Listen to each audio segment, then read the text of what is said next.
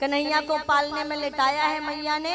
और जैसे ही पालने पर लिटाकर दरवाजे की तरफ बढ़ी तो क्या देखा कि झुंड की झुंड गोपियां आ रही हैं, झुंड के झुंड गोपियां आ रही है। आज नंद रानी को लगा कि मेरे घर ये सारी गोपियां क्यों आ रही हैं, ना मेरे घर कोई सत्यनारायण की पूजा है, ना कोई आयोजन है, ना मैंने कुछ बुलाया है, फिर क्यों आ रही हैं। दरवाजे की तरफ आई तो सारी गोपियां उलाहना लेकर आ रही हैं।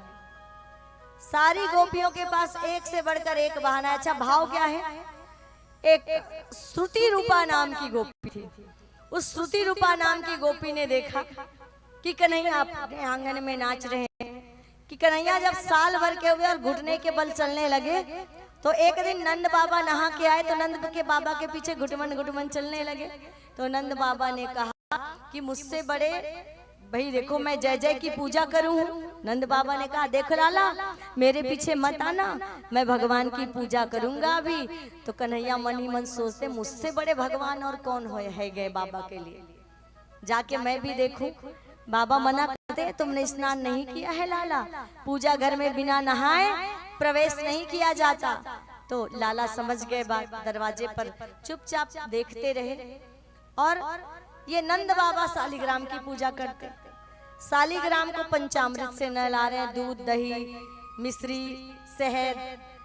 अब ये शहद मिश्री दूध दही देखकर कन्हैया के मन में लालच आया, मन ललचा रहा है और मन ही मन लार भी टपक रहा है सोच के, वाह कन्हैया वाह सालिग्राम भगवान, दूध में नहा में है, मिश्री में घी में शहद और शक्कर में नहा में है, बड़े मीठे हो गो। और जैसे ही पूजा करके स्नान करा के जप की माला लिए बाबा, ये कन्हैया बड़े शरारती अंदर प्रवेश किया, सालिग्राम को उठाया, सोचे बरसों से शहद और शक्कर में नहाते हो, मीठे हो गो। उठाया मुंह में धर के चूसने लगे भगवान को। छोटा सा सालिग्राम होता है, मुंह में धर के चूसने लगे। नंद बाबा की आंखें खुली तो सालिग्राम भगवान आसन से गायब। कहाँ है सालिग्राम, ये तो मुंह में भरा है। एक चाटा लगाया, गपाक से सालिग्राम भगवान बाहर। अब नंद बाबा तो परेशान हो गए, प्रायश्चित पूजा करनी पड़ेगी, पंडित जी को बुलाना पड़ेगा। भगवान को मुंह में धर दिया, ऊपर से बिना नहाए पूजा घर में प्रवेश कर लिया। वो तो प्रायश्चित पूजा में लगे। तो नंद रानी ने कहा बाबा या का जाने सालिग्राम भगवान क्या है, साल भर का बच्चा है, गुलाब जामुन समझ के धर लिया होगा मुंह में। और सुंदर नहा धो के तैयार कर दिया। तो कन्हैया नाचने लगे, अपने ही आंगन में पैरों को पटक के नाचने लगे। उनको नाचते श्रुति रूपा नाम की गोपी ने देख लिया, दौड़ के दूसरे गोपियों के पास गई। श्रृणु सखी कौतुकम मेकम नंद निकेताम गणे मया दिष्टम, कि मैंने आज नंद के पुत्र को आंगन नंद निकेताम मये गणादिष्टम, आज मैंने नंद के पुत्र को नाचते देखा, कि जिसका शरीर जो है वो गोधुली धूसरितांग नृत्यति सिद्धांत प्रतिपाद्य, कि परब्रह्म परमात्मा वेदांत सिद्धांत देवाधिदेव कृष्ण भगवान क्या कर रहे हैं, नाच रहे हैं। सबके मन में भाव आया, नाच कन्हैया को देखना है। अच्छा 2-4 दिन नहीं देखते तो मन में खलबली मच जाती कि हमने कन्हैया को देखा नहीं है।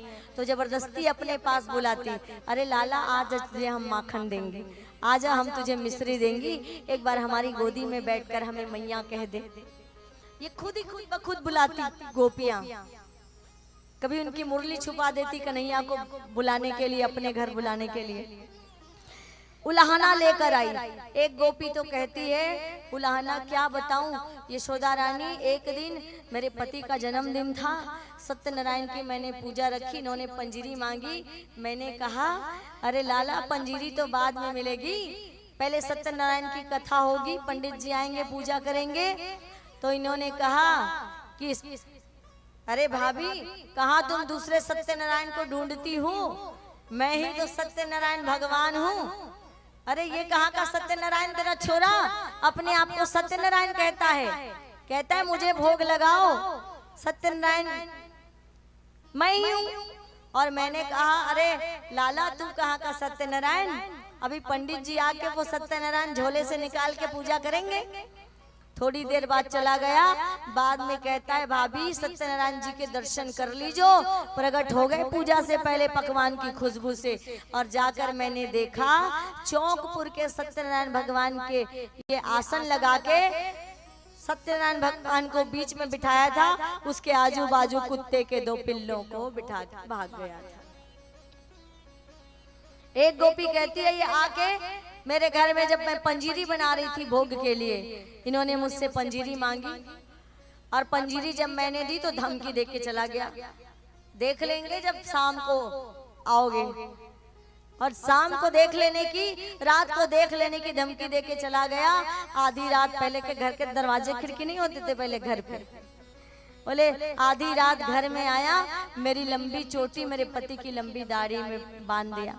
पति की आयु 60 बरस की, बेचारे मेरे पति को प्यास लगी, उठे तो मेरी चोटी खींची और मेरी चोटी खींची तो मैंने अपनी चोटी वापस खींची तो मेरे पति की दाढ़ी खींची। ऐसे खींचा खींची में मेरे पति की जो 30% दाढ़ी के बाल थे ऐसे उखड़ गए। 30% बाल तो दाढ़ी के ऐसे झड़ गए पति के। ले देकर दिया जलाया तो देखा दोनों एक ही कक्ष में सो रहे थे, चोटी मेरी पति की दाढ़ी में बंधी थी। इसकी ये बदमाशी चलती है। एक दिन, अच्छा ये अकेले नहीं आता, इसके बाल गोपाल नाम की एक चौर्य मंडली है, खुद आता है, मटके से खुद खाता है। हमें कन्हैया के खाने से कोई इतराज नहीं है। अच्छा कन्हैया के हमारे घर इतना बड़ा मटका है, उसमें से कन्हैया थोड़ा माखन खा ले, यशोदा रानी कोई हर्ज नहीं है। कन्हैया के सखा माखन खा ले, कोई हर्ज नहीं है। पर ये अपने साथ बंदरों को भी लेके आता है और बंदरों को भी खिलाता है। और उसके बाद भी चलो माखन बच गया है कि हमारे बच्चे खा ले माखन, ऐसा नहीं, ये मटकियां फोड़ के भाग जाता है पूरे घर में। एक दिन तो क्या हुआ, इन्होंने माखन की मटकी फोड़ दी। मैं गई थी यमुना मैया में जल भरने और जैसे यमुना मैया से जल भर के आई, माखन पैर में लगी और मैं माखन से, मेरे पैर में लगे हुए माखन से जब फिसल के गिरी तो मैं जमीन पे गिरी, मेरे ऊपर वो मटकी गिरी, मटकी भी फूट गई, मेरे भी हाथ पैर लग गए। फिर उठी, फिर गिरी फिसल के, पूरे घर में माखन का कीच फैला हुआ था। फिर उठने लगी तो फिर गिरी, फिर उठने लगी, पूरे घर का, पूरे कपड़े का, सबका सत्यानाश हो गया। अच्छा एक दिन माखन हमने ऊपर सीके पे टांग दिया तो ये सब एक दूसरे की पीठ पर चढ़कर वो सीके तक पहुंच गया और माखन खा के माखन की मटकी फोड़ दी। तो हमने एक, सभी गोपियों ने मिलकर एक योजना बनाई कि माखन की मटकी में अब की बार बड़ी घंटी बांधेंगे। अब की बार माखन लेने आएगा तो माखन हिलेगा तो घंटी बजेगी और घंटी बजेगी तो रंगे हाथ पकड़ के आपके सामने पेश करेंगे। ये आके घंटी से कहता है घंटी बिल्कुल नहीं बजोगी। सब मित्रों ने माखन खाया, घंटी नहीं बजी। लेकिन जैसे ही कन्हैया ने माखन खाया घंटी जोर जोर से बजने लगी और सारी गोपियां एकत्रित हो गई और पकड़ लिया कन्हैया को। तो कन्हैया ने कहा अरे पहले छोड़ो, पहला हिसाब मेरा घंटी से होगा। अरे घंटी, मैंने तुम्हें कहा था मत बजना, क्यों बजी भला? घंटी डरी सकपकाई कहती है अच्छा भगवान ये बताइए आपके मित्र श्री दामा ने माखन खाया तब मैं बजी? बोले नहीं बजी। जब मनसुखा ने माखन खाया तब बजे? बोले जब तनसुखा ने माखन खाया तब बजी? बोले नहीं। अच्छा तनसुखा मनसुखा श्री दामा ने माखन खाया तब तो नहीं बजी घंटी। तो मुझसे क्या दुश्मनी है? कौन से जन्म का बदला ले रही हो कि जब मैंने माखन खाया तो तुम बजने लगी? डरी हुई घंटी कहती है भगवान ये आपका ही नियम है कि जब तक घंटी नहीं बजेगी आप भोग नहीं पाएंगे। मैं बजती नहीं तो आप भोग कैसे पाते? आपको भोग कराने के लिए मुझे बजना पड़ा।